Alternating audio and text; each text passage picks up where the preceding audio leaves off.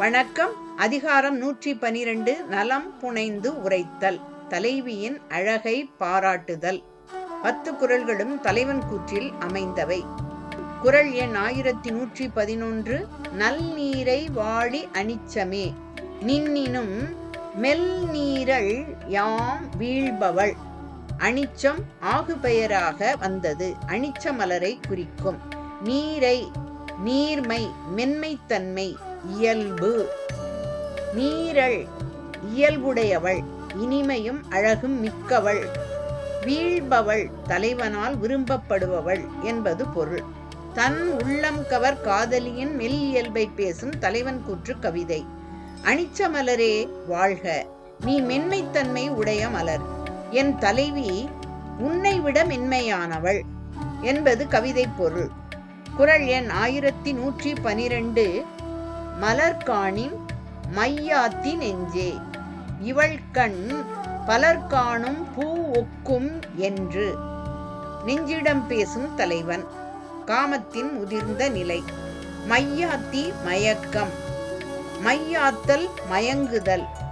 நீ மலர்களைக் கண்டால் தலைவியின் கண்களைப் போல் இருக்கின்றன என மயங்குகின்றாய். தலைவியின் கண்களை நான் மட்டும் அறிவேன், மலர்களை எல்லோரும் காண்பர். உனக்கு ஏன் இந்த மயக்கம் என்பது தலைவன் தன் நெஞ்சிடம் கேட்கும் வினா. இவள் கண் பலர்காணும் பூ ஒக்கும் என்று மலர்காணின் மையாத்தி நெஞ்சே என கொண்டு கூட்டி பொருள் கொள்ள வேண்டும்.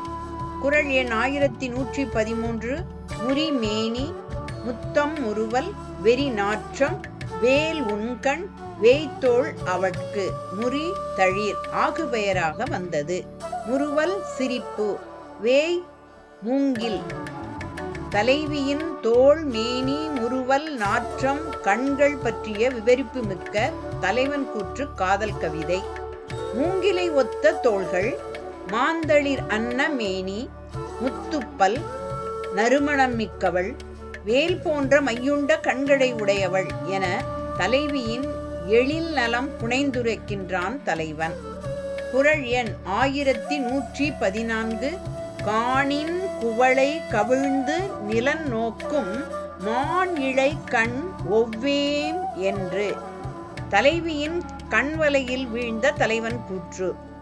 குவளை மலர் காதலியின் கண்களைக் கண்டால் அணிகலன்களை அணிந்திருக்கும் இவள் கண்களுக்கு நாம் ஒப்பாக மாட்டோம் என்று வெட்கப்பட்டு தலை கவிழ்ந்து நிலன் நோக்குமாம். காதலியின் கண்களுக்கு குவளை மலர் ஈடாகாது என்பது கவிதை பொருள். கண் அழகுக்கு நீரும் நிற்கும் தன்மை மிக்க குளிர்ச்சி பொருந்திய குவளை மலர்களை ஓமையாக காட்டுவது மரபு. சங்க இலக்கியத்தில் குவளை மலர் ஓமையாக வந்துள்ள பதிவுகள் 71 உள்ளன.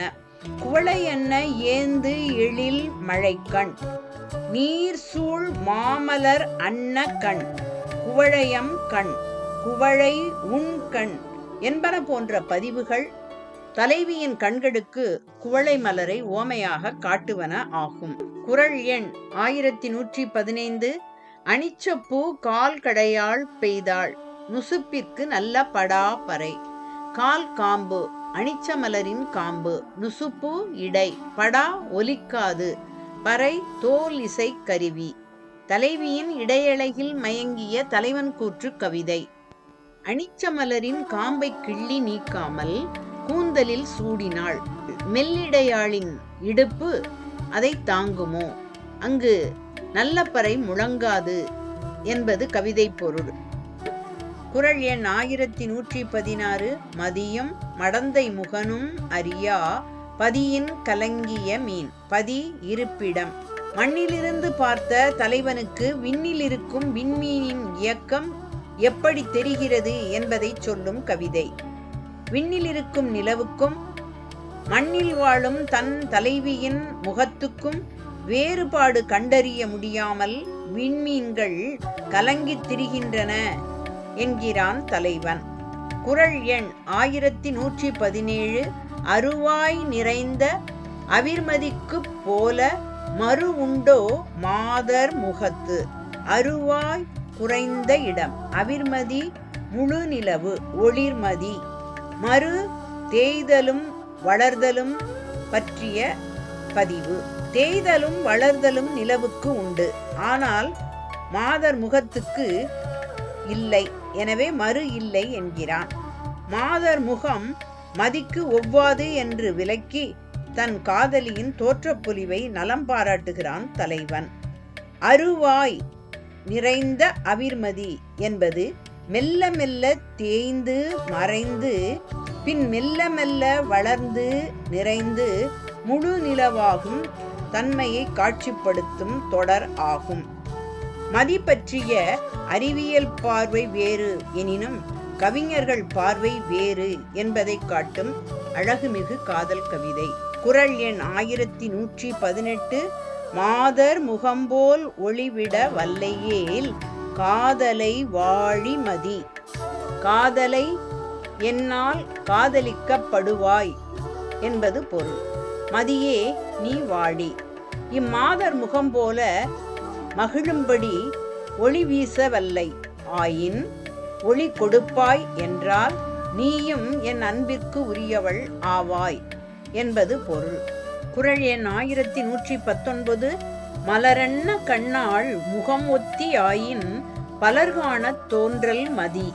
மலர் போன்ற கண்களை உடைய என் தலைவியின் முகத்தை ஒத்திருக்க விரும்பினால் மதியே நீ பலரும் காணும்படி தோன்றாதே என்று தலைவன் மதியிடம் பேசுவதாக நிலவிடம் பேசுவதாக அமைந்துள்ள கவிதை. குறள் எண் 1120. அனிச்சமும் அன்னத்தின் தூவியும் மாதரடிக்கு நெறிஞ்சு பழம். தூவி இறகு, அன்னத்தின் இறகு. மாதர் தலைவன் காதலி. அனிச்சமலரும் அன்னப்பறவையின் சிறகும் தன் காதலியின் அடிக்கு நெறிஞ்சிப்பழம் போன்றவை என்பது தலைவன் கூற்று. நெறிஞ்சிப்பழம் புறத்தே முள் நிறைந்தது. இங்கு மென்மை மிகு மலரும் பறவையின் சிறகும் தலைவியின் காலுக்கு நெறிஞ்சுமுள் ஆவதாக தலைவன் நலம் புனைந்து உரைக்கின்றான்.